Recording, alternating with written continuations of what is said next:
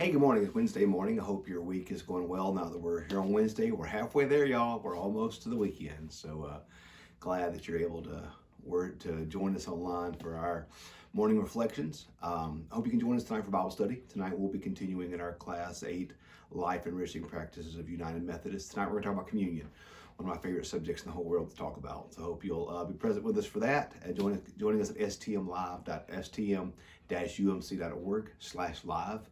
I almost went with our old website, stm-umc.org/live. You can join our Bible study there, and also take part of it on Facebook or on our YouTube channel. So I hope you can join us tonight for Bible studies. We talk a little bit about communion and what it means to us as Christians. But today, I kind of gave you a spoiler for this one the other day. We're talking today about the Good Samaritan. Remember we talked about Luke and his outsiderness and how he came to this as a Gentile perspective. So Luke's going to kind of really pay attention to some of the outside stories that Matthew or Mark or John might not have paid attention to. So in Luke, particularly in Luke 10, we see the stories of some outsiders, some lost things.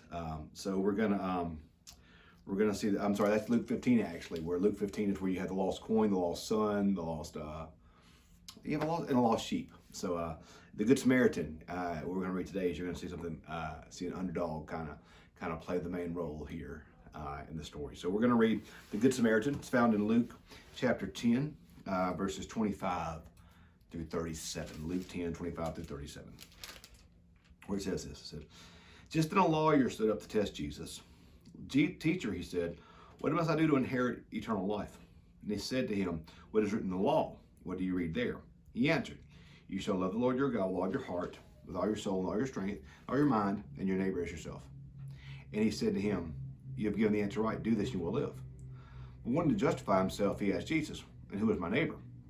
Jesus replied, 'A man was going down from Jerusalem to Jericho and fell into the hands of robbers, who stripped him, beat him, and went away, leaving him half dead. Now by chance a priest was going down the road, and when he saw him, he passed on the other side. Likewise a Levite, when he came to the place and saw him, passed to the other side. But the Samaritan, while traveling, came near him, and when he saw him, he was moved with pity. He went to him and bandaged his wounds, having poured on oil and wine on them. Then he put him on his own animal, brought him to an inn, and took care of him.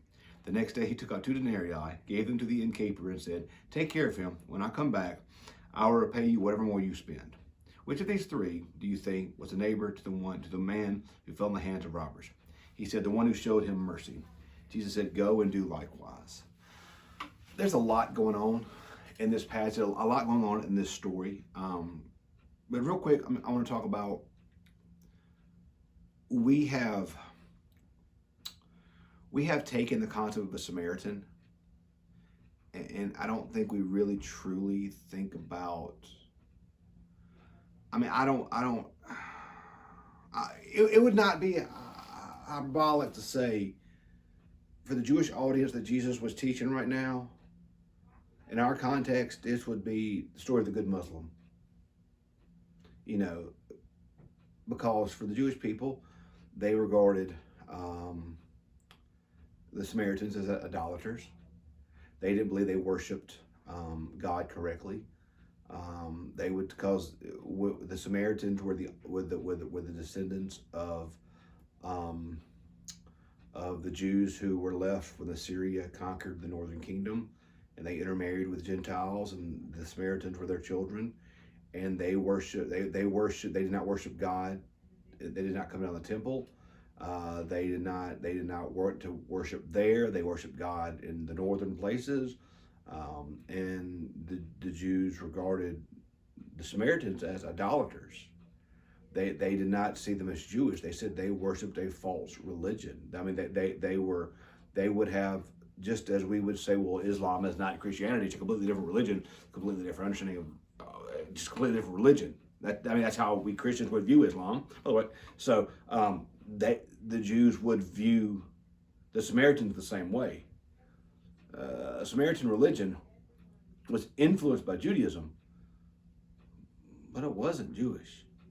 They would not have been. They basically were Gentiles religiously. I mean, I guess you could say that.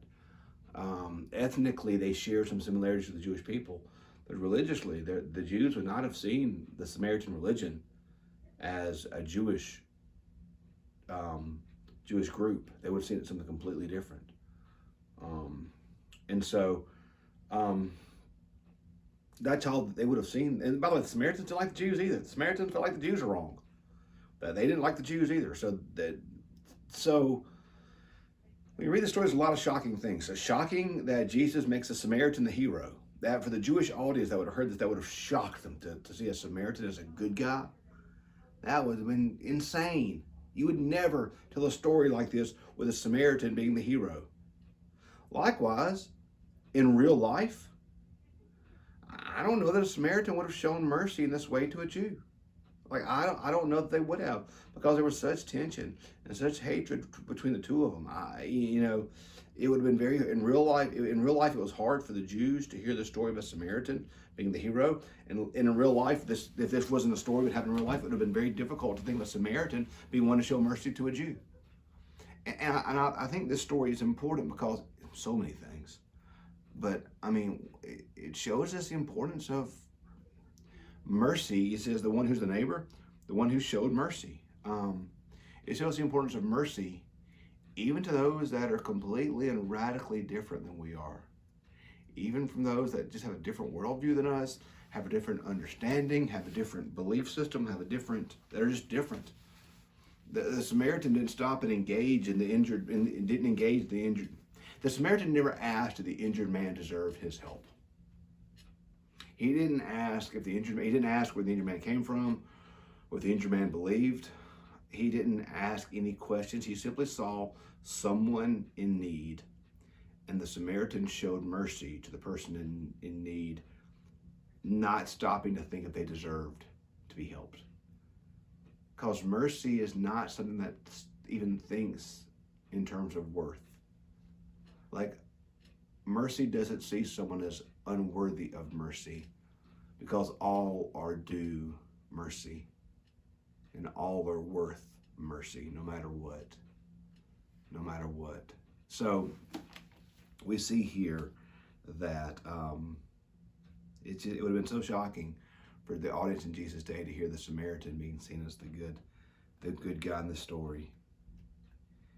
Which of these three do you think was the neighbor to the man who fell in the hands of the robbers? In other words, to the man injured, who was his neighbor? Well, the one who showed mercy. Jesus said, go and do likewise. We have a lot of division in our world now, a lot of discord, a lot of hate, a lot of fussing. And our world's going to whisper to us that we need to continue. We need to do like the world does, and only help those, or only respect those, or love those that are like us. But that's not the path of Jesus, y'all. On the path of Jesus is the Samaritan that's the hero. In the path of Jesus, the Samaritan looks at the Jew and says, well, you're worthy of my help, even though you might not like me, and even though I don't like you, you're still worthy of my help. You don't have to earn my mercy. You don't have to earn my help. You don't have to earn my love, respect. You simply just have to be present, be there, be born, be alive, and you're worthy of help. So today, in a world full of division, in a world full of discord and hatred and violence and all this type of stuff, let's be like the Good Samaritan. Let's help those who need help. Let's not stop to ask if they deserve it or if they're worthy. Let's be good neighbors. Let's do like Jesus says. Let's go forth and do the same. Let's show mercy. So today, let's be a good neighbor. Let's help those in need. And through doing that, we'll show Jesus' love to a world in desperate need of help. So, love you guys. Pray you have a great day. We'll see you bright and early for tomorrow's reflection. Have a great day.